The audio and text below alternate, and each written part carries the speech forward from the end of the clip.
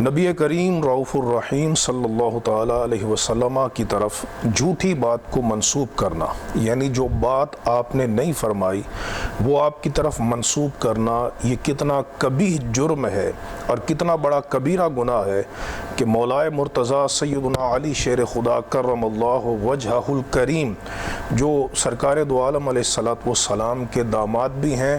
آپ کے بھائی بھی ہیں، آپ کے صحابی بھی ہیں اور آپ کی اہل بیت میں بھی شامل ہیں، ان کا فرمان سنیے کہ سرکار دو عالم علیہ السلام کی طرف جھوٹ منسوب کرنا اور حضور کی حدیث کا معاملہ کتنا حساس اور سنگین ہے۔ یہ صحیح بخاری میرے ہاتھ میں موجود ہے، اس کی کتاب المناقب ہے اور حدیث نمبر 3611 ہے، مولائے مرتضیٰ علی شیر خدا کرم اللہ وجہہ الکریم، اور یہ روایت صحیح مسلم میں بھی موجود ہے اور مسند احمد بن حنبل میں بھی موجود ہے۔ آپ نے فرمایا کہ اذا حدثتکم عن رسول اللہ صلی اللہ تعالی علیہ وسلم فَلِأَنْ أَخِرَّ مِنَ السَّمَاءِ احب الی من ان اکذب علیہ۔ آپ نے فرمایا کہ میں جب رسول اللہ صلی اللہ تعالی علیہ وسلم کی حدیث بیان کروں تو میں آسمان سے زمین پر گر جاؤں تو یہ مجھے اس سے زیادہ محبوب ہے کہ میں رسول اللہ صلی اللہ تعالی علیہ وسلم کی طرف جھوٹ منسوب کروں،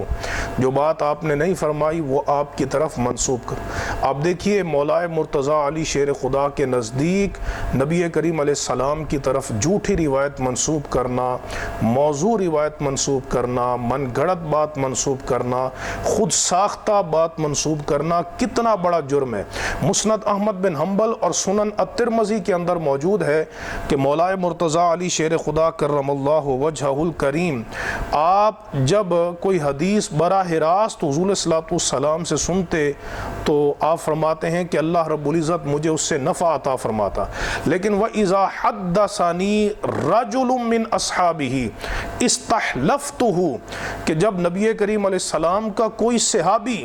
جو اپنی ذات میں معتمد ہے، قابل اعتماد ہے، اور صحابی جھوٹ نہیں بولتا، تمام کے تمام صحابہ کرام عادل اور ثقہ ہیں، لیکن مولائے مرتضیٰ علی شیر خدا کے نزدیک نبی کریم علیہ السلام کی حدیث کی اہمیت اور اس کی حساسیت کا معاملہ یہ ہے، آپ فرماتے ہیں میں حضور کے صحابی سے حلف لیتا کہ واقعی یہ بات نبی کریم علیہ السلام نے فرمائی ہے، فَإِذَا حَلَفَ لِي تو صدقتہ، تو جب وہ میرے سامنے حلف اٹھاتا تو میں اس کی تصدیق کرتا۔ اب یہ دیکھیے کتنا بڑا ظلم ہے کہ مولا علی شیر خدا تو سرکار کی طرف جھوٹ منسوب کرنے کو اتنا کبھی جرم سمجھیں، اور آج کل کے نقبا، واعظین، خطبا اور مقررین اور جتنے محراب و منبر پہ بیٹھے ہوتے ہیں یا فیس بک کے مفتی ہوتے ہیں،